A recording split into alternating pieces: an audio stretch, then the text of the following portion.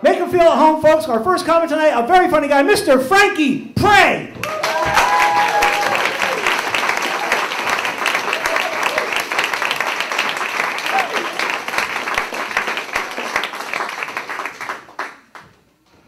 Yes, you can heckle.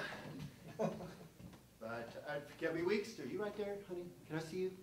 Where are you? Raise your hand. She's not going to raise her hand because she doesn't want to be embarrassed. She sent me an email this week. Frank, can I heckle you? I said, if you raise your hand. That's what I love about Orange County. You know, you're all so polite. I like Orange County. He's right. I mean, can you imagine being introduced as a middle-aged creep comic? I mean, I was a little pissed that he took that line because I was... But it's a true story. I mean, I actually said, after 6 weeks, Tom, give me a little feedback. He looks at me like this. He says, middle-aged. Yeah, creepy. So here we go. You know, I'm in a dark room. I really cannot see you out there, but I know a lot of my old girlfriends are out there. It's like a bad dream, you know. It's a bad dream. You're comparing notes, you're laughing at me. It's just like it used to be. It's normal. I feel really comfortable with that. Yeah. You know, I got some friends out there. You guys clap for me. Go ahead. My friends, just my friends.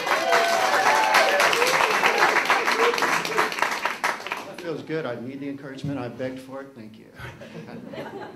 Yeah, is Dr. Tom here? Dr. Tom Baden? No. Well, anyway, we know Dr. Tom. The interesting thing about Dr. Tom is that he is on the cutting edge of surgery, which is pretty cool since he's not a surgeon. He's a family practitioner over in Tustin. I kid you not. This is a true story. This is where it goes fictional.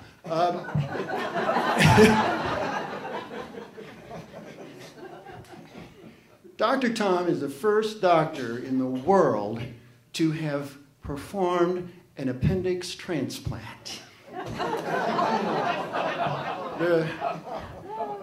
And in fact, he is planning to be the first doctor to do a tailbone transplant as well. So hang on to your tailbone, to say. But the really scary part is that he gets Medicare to pay for that stuff.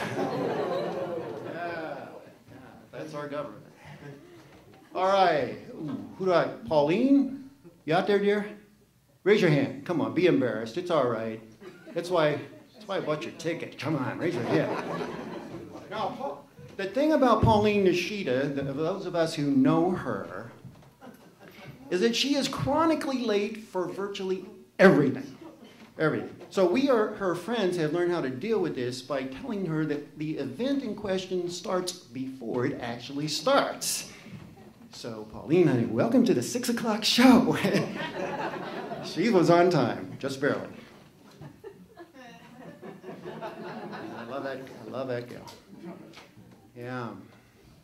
Well, my therapist tells me I need to be more transparent. That's why I'm up here, the creepy comic.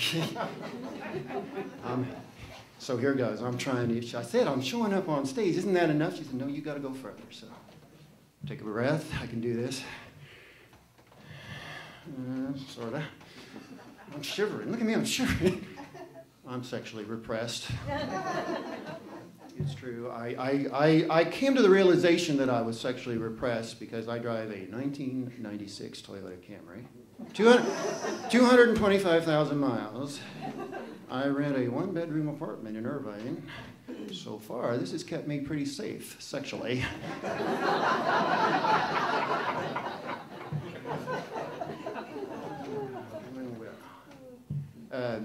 Kathy Pauly here. Damn, you know, all the people that I paid for, they didn't show up. They just took the money. Now, what kind of friends do I have?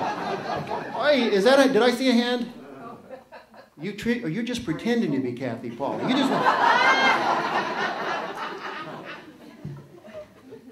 This is the truth, okay? I'm very good with you, okay? If I'm telling you the truth, I'll tell you. When we go into comedy, I'll tell you.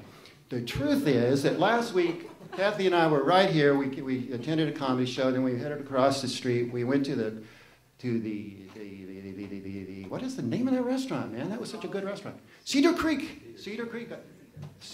Inn. Yeah, I ordered a fantastic dinner. I got the best bottle of wine. We got the most sumptuous dessert. It was good music. It was very romantic. Then she got the bill. She was pissed.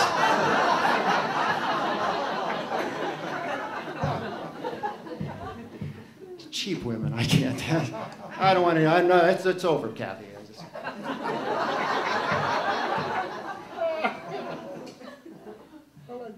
You know, you remember, we got an older crowd here, right? I mean, are you the three wives of Walt? Yeah. He was like, no, I'm not kidding you. Before the show started tonight, there was like a fight out in the lobby. I'm his first wife. I'm his third wife. I couldn't believe it. You'll see the guy when he comes out. He's pretty sexy for 76. But yeah, I used to date the old-fashioned way before the internet. I can remember hanging out in supermarkets around midnight.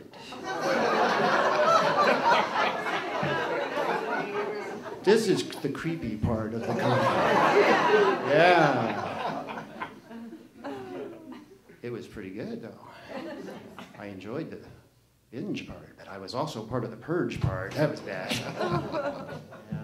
If you notice that when you check out at the Ralph's, the checkout clerk now asks you, did you find everything that you were looking for?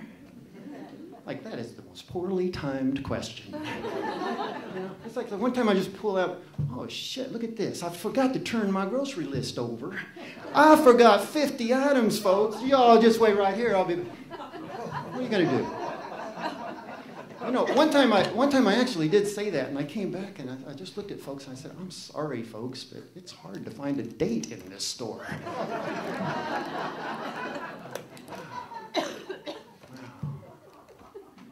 Well, what's going on? What's going on in the news?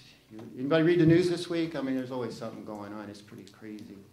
All the waste in Washington. I read that there is another agency that's overspending your hard-earned tax dollars. Yeah, I know you're shocked. Look at you. Like, shit. I'm only 70 years old. I never heard that story before. Yeah, this particular agency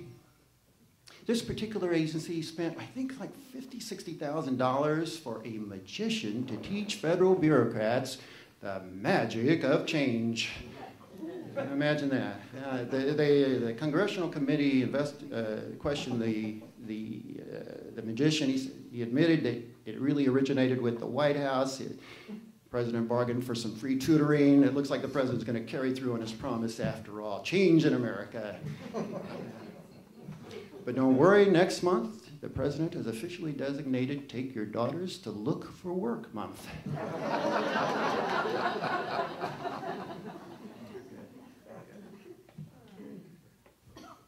What else? Yeah, let's go over the edge, shall we? Let's talk about your favorite subject in all context. Abortion, right? Yeah, there's a silence that drops over the room. Hey, but you know, it's a rumor that I advocate abortion. I actually advocate retroactive abortion based on performance evaluations. Don't you think that's just more fair to the unborn child, personally? You know, you scale from 1 to 5, 3 and above, you're safe. But if you fall below 3, Human Resources sets an appointment for you. Yeah. Also in the news this week, yesterday, Facebook went public. How about that? Who bought stock? Who bought stock? Oh, come on, folks.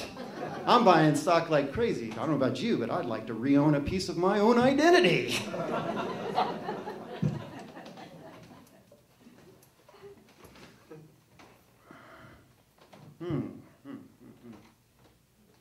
In the courtroom. Yeah, I'm a lawyer. Did I mention that when I came out? Did Tom cover all that? He just focused on creepy. What is that? People ask why I'm so successful in the courtroom. People are kept in a box.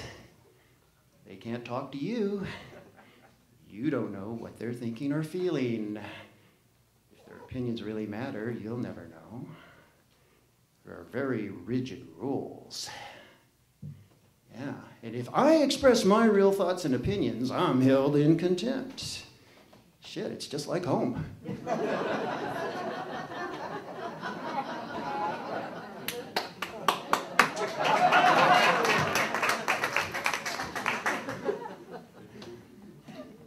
All right, you know, they only gave me 10 minutes. That was for a good reason.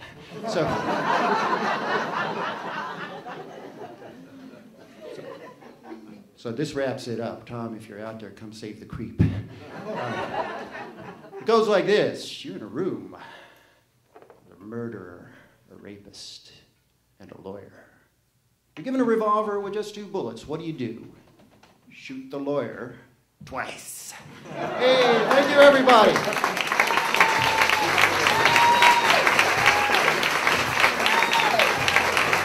Mr. Frankie, pray! All right, they love you. Wow.